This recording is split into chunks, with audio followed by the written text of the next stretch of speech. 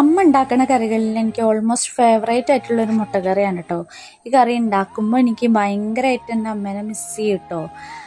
ഇപ്പോൾ എൻ്റെ വീഡിയോസ് കാണുന്നതിൽ ഒരാളെങ്കിലും ചിന്തിച്ചിട്ടുണ്ടാവും എന്തുകൊണ്ടാണ് ഞാൻ ഈ കുക്കിംഗ് വീഡിയോസ് മാത്രം ഇടുന്നതെന്ന്. അതിന് മെയിനായിട്ടൊരു കാരണമുള്ളൂ കേട്ടോ. എനിക്ക് കുക്ക് ചെയ്യാന്ന് പറഞ്ഞിട്ടുണ്ടെങ്കിൽ ഭയങ്കര ഇഷ്ടമുള്ളൊരു കാര്യമാണ്. അതെനിക്കറിയാവുന്ന കാര്യങ്ങൾ വെക്കാനാണെങ്കിലും പുതിയ പുതിയ കാര്യങ്ങൾ ട്രൈ ചെയ്യാനാണെങ്കിലും എനിക്ക് ഭയങ്കര ഇഷ്ടമാണ് കേട്ടോ. അതിലുപരി എനിക്ക് ഇഷ്ടമാണ് ഞാൻ ഉണ്ടാക്കിയ ഒരു സാധനം ഒരാൾക്ക് കൊടുത്ത് അത് ആൾക്ക് ഇഷ്ടപ്പെട്ടിട്ട് ആൾ നല്ലൊരു അഭിപ്രായം പറയുമ്പോൾ അത് കേൾക്കാൻ ഭയങ്കര സന്തോഷമാണല്ലേ.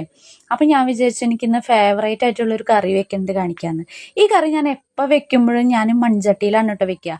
മൺചട്ടിയിൽ വെച്ച് കഴിക്കുകയാണെങ്കിൽ ഇതിന് ഭയങ്കര ടേസ്റ്റാണ്.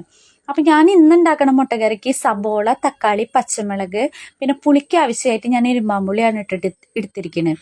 ഇതിലേക്ക് നിങ്ങൾക്ക് വേണമെങ്കിൽ മാങ്ങ, കുടപ്പുളി എന്ത് വേണമെങ്കിലും ചേർക്കാം.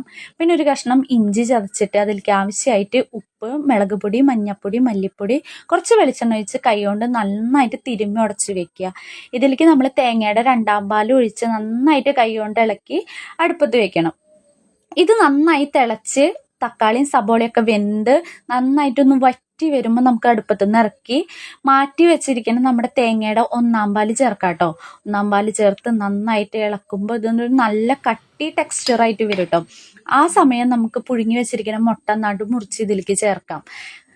ഇനി വെളിച്ചെണ്ണയിൽ നല്ലോണം ചുവന്നുള്ളി മൂപ്പിച്ച് ഇതിലേക്ക് ഒഴിച്ച് ലാസ്റ്റ് ആ ചട്ടയോട് കൂടിയിട്ട് ഇളക്കി കഴിഞ്ഞിട്ടുണ്ടെങ്കിൽ നമ്മുടെ കറി റെഡി ആയിട്ട്. ഇത് ട്രൈ ചെയ്യാത്തവരുണ്ടെങ്കിൽ എന്തായാലും ട്രൈ ചെയ്ത് നോക്കണേ.